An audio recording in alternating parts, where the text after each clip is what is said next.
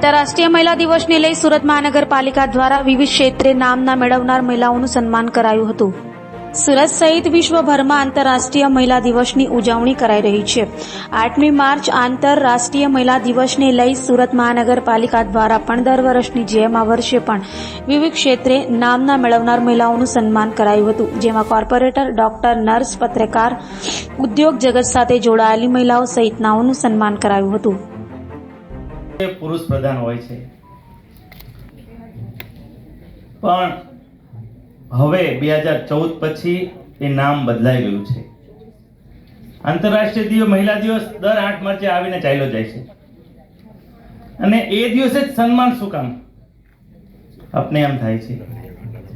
આજે સુરત મહાનગરપાલિકા દ્વારા આંતરરાષ્ટ્રીય મહિલા દિવસના કાર્યક્રમમાં ઉપસ્થિત મારા સાથી પદાધિકારી deputy mayor doctor Narendrabhai Patil, દંડક ભરત, દંડક ધર્મેશભાઈ, શાસક પક્ષના નેતા શશીબેન, સાંસ્કૃતિકના ચેરમેન સોનલબેન,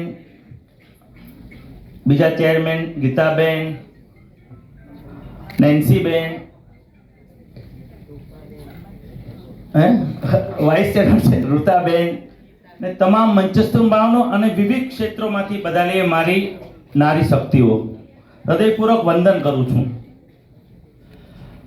એટલે મારી વાત હતી કે ભારત દેશ પહેલા પુરુષ પ્રધાન કહેવાતો હતો, પણ 2014 પછી હરણફાર ભળી છે।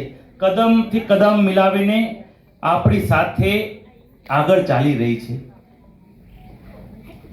કહેવાય છે ને કે મોતના ખોળામાં ઝઝૂમીને પછી જન્મ આપે છે બાળકનો।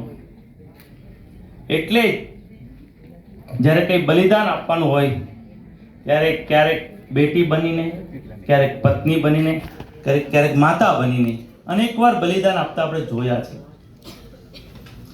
પણ આદરણીય નરેન્દ્રભાઈ મોદીએ જ્યારે દેશનું સુકાન સંભાળ્યું, 2014 પછીનું આપને વાત કરું, પહેલું તો ગ્રામીણ વિસ્તારની વાત કરું કે એ નાના હતા ત્યારે મમ્મીને જોતા હતા, એના મમ્મીને રાંધતા જોયા છે, અને આ બધું આપણે પણ જોયું છે કે આપણા ગામમાં જ્યારે આપીએ, આપણે લાકડાથી ચૂલામાં આપણા બા હશે એ રાંધતા હતા, એ જોતા હતા। કોઈ દેશની કોઈ મહિલા વડાપ્રધાન નરેન્દ્રભાઈ મોદીને કહેવા નથી ગઈ કે આમાંથી અમને મુક્ત કરો, અમારા ફેફસા ચાલ્યા જાય છે, અમારી આંખ ચાલી જાય છે।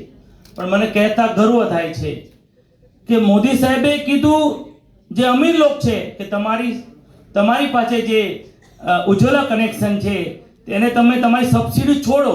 દેશના 2.5 કરોડ લોકોએ સબસિડી છોડી, એની સામે 11 કરોડ ઘરમાં ઉજ્જવલા કનેક્શન લાગ્યા આખા દેશમાં।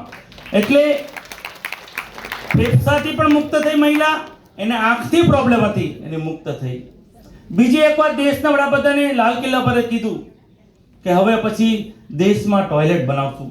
બીજા બધા કન્ટ્રીના 2014ની વાત કરું છું, બીજા બધા કન્ટ્રી કે આ મોદી સાહેબ શું બોલી રહ્યા છે, ત્યારે એમ કહેતા હતા ત્યાંના પેપરમાં કે ટોયલેટની વાત કરે છે દેશના વડાપ્રધાન, 70 વર્ષ પછી દેશના વડાપ્રધાન લાલ કિલ્લા પરથી ટોયલેટની વાત કરે છે।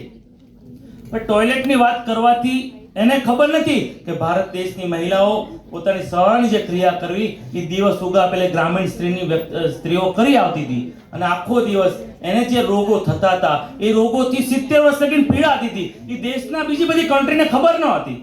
પણ આપને ગર્વ થાય કે 22 કરોડ જેટલા ટોયલેટો જનભાગીરથી બનાવ્યા, એમાં ડાયરેક્ટ કોઈ સન્માન કર્યું હોય તો મહિલાઓનું સન્માન કર્યું છે।